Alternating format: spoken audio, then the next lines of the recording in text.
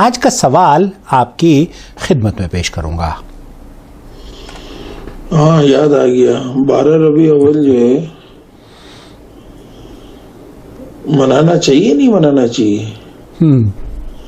اور دوسری بات یہ ہے کہ صحابہ کرام سے کہیں سے ثابت ہو رہا ہے کہ منانا چاہیے یا نہیں؟ بہت مختصر سا سوال ہے. سوشل میڈیا پہ تو پتہ نہیں کس کس کی تصویریں رکھ کے لکھ کے بھیجا جا رہا ہے کہ منانا چاہیے. اللہ پاک نے بھی جو ہے وہ ہمارے حضور کی آنے کی خوشی منائی تھی. کہاں تک سچ ہے؟ کہاں تک سچ ہے؟ 36 سیکنڈ کا بہت خوبصورت اور شارٹ میسج ہے. آپ بھی خیال رکھیں اپنا وائس میسج شارٹ جتنا مختصر ہو اتنا کر کے بھیج دیں.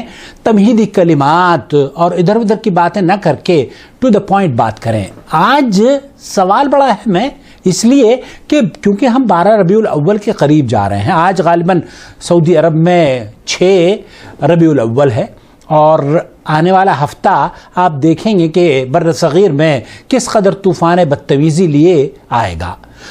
ہر گھر میں جشن منایا جاتا ہے, ہر گھر میں تعزیہ نما یا وہ جو کیفیت محرم کے مہینوں میں شیعہ حضرات کرتے ہیں وہی تمام چیزیں آپ بھی اپنے معاشرے میں یا سنی معاشرے میں دیکھیں گے. اس کی کیا حیثیت ہے بھائی یہ جاننا چاہ رہے ہیں. میں ایک خوبصورت میسج آج آپ کے ساتھ شیئر کرنا چاہتا ہوں. شیخ سعید مسفر القحطانی ہیں, سعودی عرب کے بڑے مقرر ان کو مانا جاتا ہے. یہ اپنی کسی ایک ایسے سفر کا تذکرہ کر رہے ہیں جہاں یہ انڈونیشیا گئے غالباً, اور وہاں جا کر کسی ہمارے ہندوستانی پاکستانی حنفی بھائی سے, اور بھائی کیا بلکہ اہل علم عالم سے ان کی ملاقات ہوئی. اور وہ ملاقات کا کس طریقے سے انہوں نے ذکر کیا ہے آپ اور ہم سنیں گے اور بھائی کا جواب اس میں تلاش کرنے کی کوشش کریں گے. مؤتمر الاعجاز العلمی, اعجاز العلمی ایک یہ کانفرنس ہو رہی تھی. وفي احدى الجلسات بعد احدى الفعاليات خرجنا لتناول الشاي والمرطبات. جب ڈیلیگیشن کہیں جاتے ہیں تو جب سیشن بریک دیے جاتے ہیں سیمینار میں تو وہ کہتے ہیں کہ ہم چائے پینے کے لیے باہر نکلے. وفي جلسة عشوائية جلسنا على طاولة, ہم ایک ٹیبل پر بیٹھے ہوئے تھے, چائے ناشتہ پانی کھا رہے تھے. كل بلد انسان واحد, بہت سے لوگ بہت سے ممالک سے وہاں پر لوگ تشریف لائے ہوئے تھے. كنا 8 اشخاص, ہم 8 لوگ وہاں پر اس ٹیبل پر موجود تھے. وكنت انا بزي السعودي, اور میں سعودی لباس جس طریقے سے آپ مجھے دیکھ رہے ہیں نا, حالانکہ یہ تو غترے اترے میں ہوتے ہیں سعودی حضرات, تو یہ غترے میں چونکہ سعودی جب کہیں جاتا ہے تو وہ اپنے ملک کا لباس پہن کر یہ بتا رہا ہوتا ہے کہ میں سعودی ہوں, تو اس کا تعارف کرانے کی ضرورت نہیں ہوتی. فاردت ان استغل هذا الفراغ وتكلمت قليلا. فعارضني احد الجالسين قال انت من اي بلد؟ یہ شخص شیخ یہ فرما رہے ہیں کہ ایک صاحب جو وہاں پر بیٹھے ہوئے تھے وہ مجھے دیکھ کر کہنے لگے کہ تم کون سے ملک سے ہو؟ قلت من السعودية. انہوں نے کہا کہ میں سعودی عرب سے آیا ہوں. فقال لي كلمة يعني صعبة, قال لي قلت خير ايش في؟ قال انتم في السعودية ما تحبون النبي صلى الله عليه وسلم. کہتے ہیں کہ اس نے مجھے دیکھتے ہی جب میں نے اسے کہا کہ میں سعودی ہوں تو اس نے ایک ایسا جملہ کہا جو میرے ذہن کو منتشر کر دیا, اس نے پورے جسم کو ہلا کر رکھ دیا. اس نے کہا کہ تم تو نبی کریم صلی اللہ علیہ وسلم کی محبت ہی نہیں اللہ کے رسول سے کرتے ہو. فطعنني في الصميم, كيف ما نحبه بأبي وأمي هو صلى الله. اس قدر بڑا جملہ اور بڑا خطرناک الزام ہے کہ کوئی بھی مسلمان اس کو برداشت نہیں کر سکتا. عليه وسلم والله إن أحب إلينا من كل شيء. اللہ کے یہ شیخ قسم کھا کے کہہ رہے ہیں کہ مجھے اللہ کی قسم ہے, اور میں بھی اللہ کی قسم کھا کے کہتا ہوں کہ ہمیں اللہ کے رسول صلی اللہ علیہ وسلم سے سب سے زیادہ محبت ہے سوائے رب العالمین کی. اللہ رب العالمین کی محبت نبی کریم صلی اللہ علیہ وسلم سے زیادہ ہے. قال قلت كيف ما نحبه صلى الله عليه وسلم. پوچھا کہ تم یہ کیسے کہہ سکتے ہو کہ ہم نبی کریم صلی اللہ علیہ وسلم سے محبت نہیں رکھتے؟ قال لا تحتفلون بمولده. اس نے کہا کہ میں نے جو تجزیہ کیا ہے تمہاری محبت کا وہ اس لیے کیونکہ تم 12 ربیع الاول کو عید میلاد النبی کا جشن نہیں مناتے ہو. في مولد صلى الله عليه وسلم العالم الاسلامي من اقصى الى اقصى يحتفلون. مشرق سے لے کر مغرب تک پوری دنیا کے مسلمان 12 ربیع الاول کو عید میلاد النبی کی خوشیاں مناتے ہیں لیکن تم نہیں مناتے. اي نعم الا انتم في السعوديه يمر عليكم هذا اليوم يوم عادي ما كانه مولد النبي صلى الله عليه وسلم. یہ سعودی عرب میں 12 ربیع الاول ہر سال آتا ہے لیکن ایسے گزر جاتا ہے جیسے کہ دوسرے دن گزر جاتے ہیں. الله عليه وسلم عليه. قلت له تقبل النقاش؟ قال تفضل. قلت شیخ یہ کہہ رہے ہیں کہ میں نے ان سے کہا کہ کیا اس موضوع پر ہم بات کر سکتے ہیں؟ انہوں نے کہا ہاں تفضل. والله الذي لا اله غيره ما منعنا من الاحتفال به الا محبة. شیخ فرما رہے ہیں کہ میں نے قسم کھا کر ان سے کہا کہ اللہ کے رسول صلی اللہ علیہ وسلم کی محبت ہی کی وجہ سے ہم اس عید میلاد النبی کو نہیں مناتے ہیں. لأننا نحبه. قال كيف؟ قلت اسمح لي. قال نعم. قلت هذا الاحتفال الذي تحتفلون به اي نعم هل هو طاعة لله ام معصية؟ شیخ نے پوچھا کہ اگر مجھے آپ اس بات کی اجازت دیں میں آپ سے کچھ پوچھوں جو آپ خوشیاں مناتے ہیں یہ اللہ کی اطاعت اور فرمانبرداری کا نمونہ ہے یا اللہ کی خوشنودی کے نمونے کے علاوہ اللہ کا غضب یا اللہ کی نافرمانی اس سے مراد ہے؟ آپ اسے اس لیے اس کی خوشیوں میں شریک ہوتے ہیں کہ آپ اللہ کی اطاعت اور فرمانبرداری کریں یا اللہ اس خوشی کو اس لیے مناتے ہیں تاکہ آپ گناہ کما سکیں؟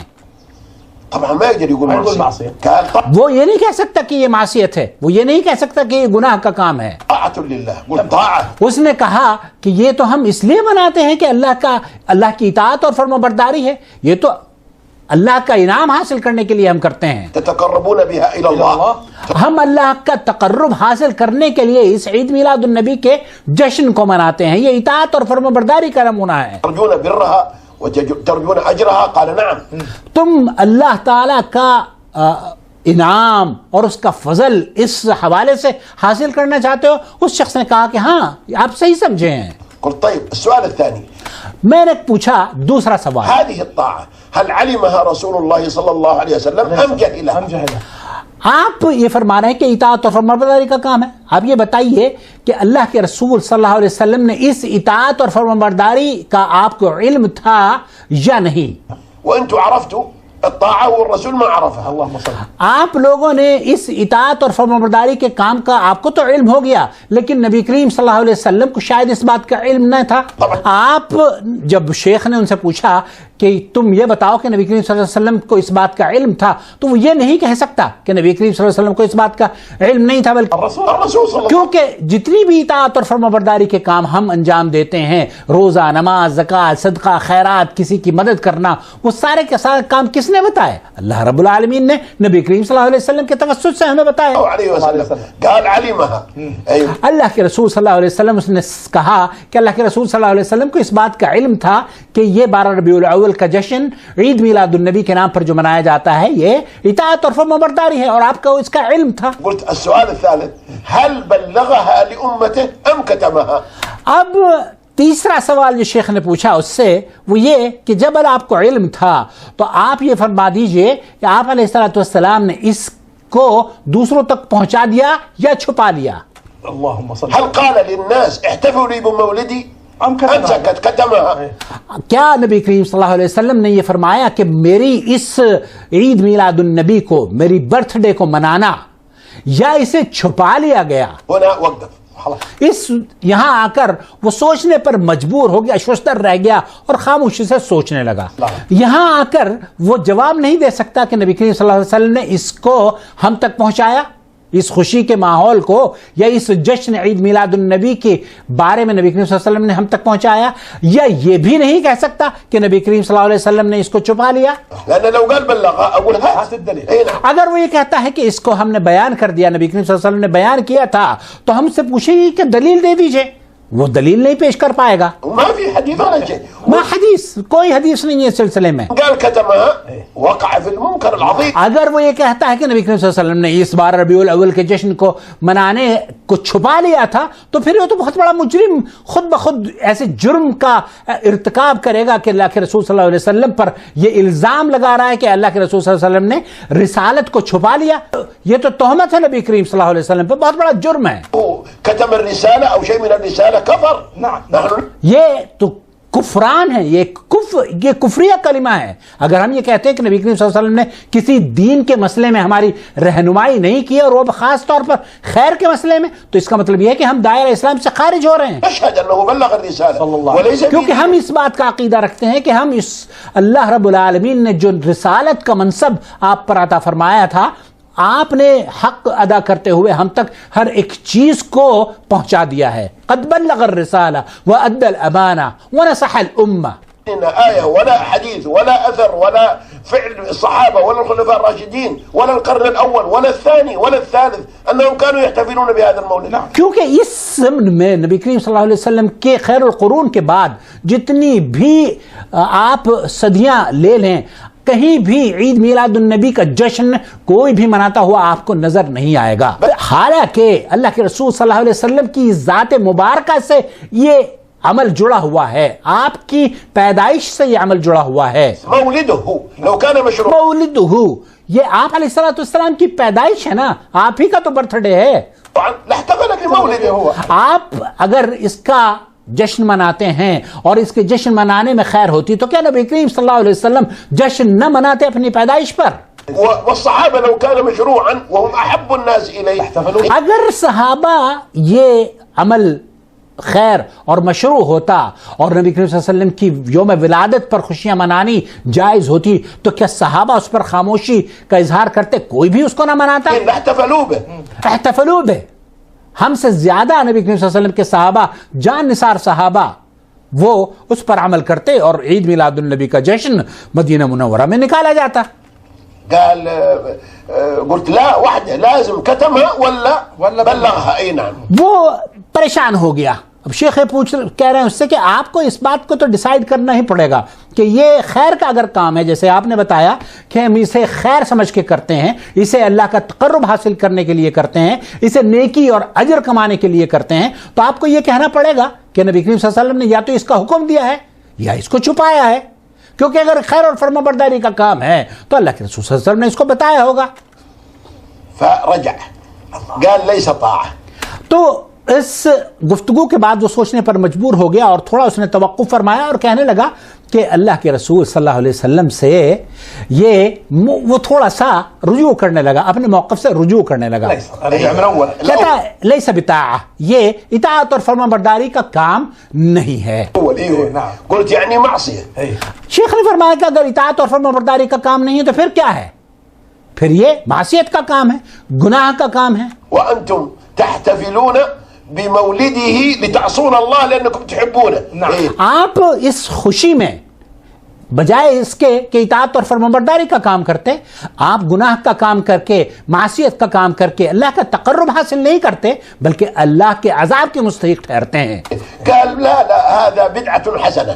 لا لا لا لا. وہ یہ شیخ فرما رہے ہیں کہ اس نے جب یہ تمام باتیں سنی تو یہ کہنے لگا کہ یہ اصل میں دراصل یوں ہے وہ ہے اور یہ بدعت حسنہ ہے. ايوه قلت بدعة حسنة.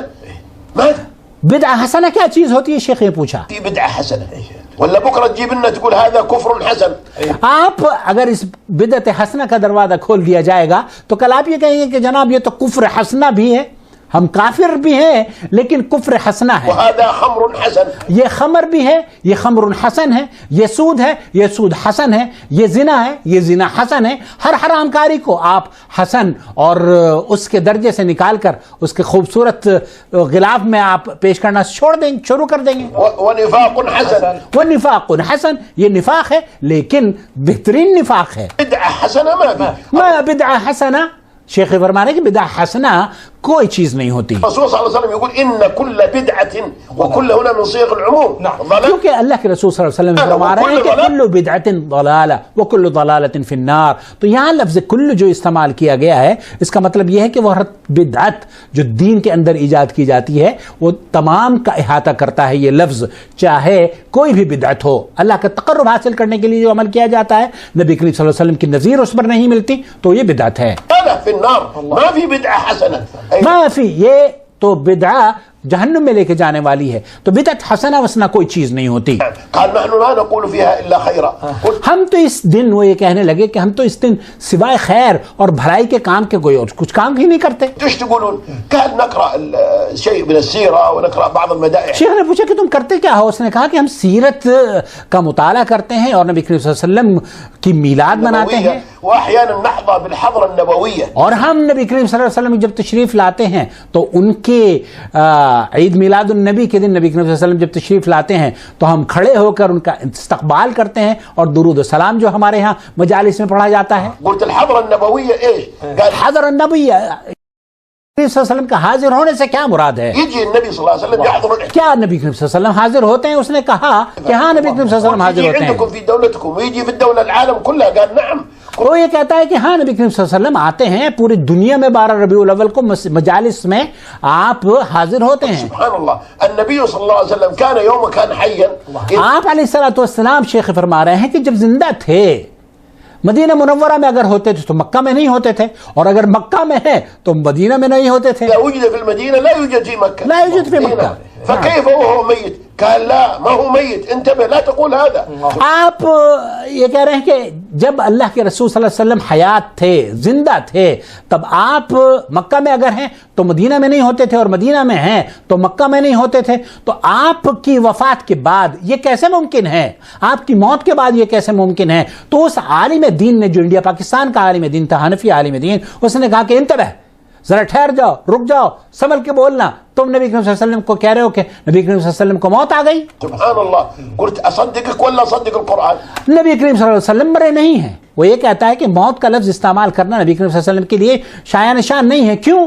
کیونکہ نبی کریم صلی اللہ علیہ وسلم کو وفات نہیں ہوئی ہے. تو یہ کہتے ہیں کہ اللہ رب العالمین کو میں سچ اور قرآن کریم کو سچ تسلیم کروں یا آپ کو سچا مانوں؟ اللہ يقول انك میت. اللہ رب العالمین یہ فرماتا ہے نبی کریم صلی اللہ علیہ وسلم سے کہ انک میت, آپ کو بھی مرنا ہے, وانهم میتون, اور انہم میتون, ان لوگوں کو بھی مرنا ہے. وانت تقول ما هو ميت. آپ یہ کہتے ہیں کہ نبی کریم صلی اللہ علیہ وسلم زندہ ہے, نبی کریم صلی اللہ علیہ وسلم کو موت نہیں آئی ہے. يعني الصحابه ظلموه دفنوه وهو حي. یعنی اس کا مطلب یہ ہوا کہ صحابہ نے جو دفن کیا نبی کریم صلی اللہ علیہ وسلم کو, آپ زندگی کی حیات تھے. الرجل شده. نبی کریم صلی اللہ علیہ وسلم کی یہ جب گفتگو شیخ فرما رہے ہیں کہ جب اس نے یہ تمام باتیں سنی تو وہ شستر رہ گیا, خاموش ہو گیا. وكان كبير العلماء في بلده. الله. نعم. وكان آية في الفقه الحنفي. فی الفقہ الحنفی. وہ یہ کہتے ہیں کہ یہ جو بہت بڑے عالم دین تھے, یہ حنفی مذہب کے ماننے والے تھے, اور بہت دبدبا اور اپنے ملک میں بہت اونچا منصب ان کا تھا.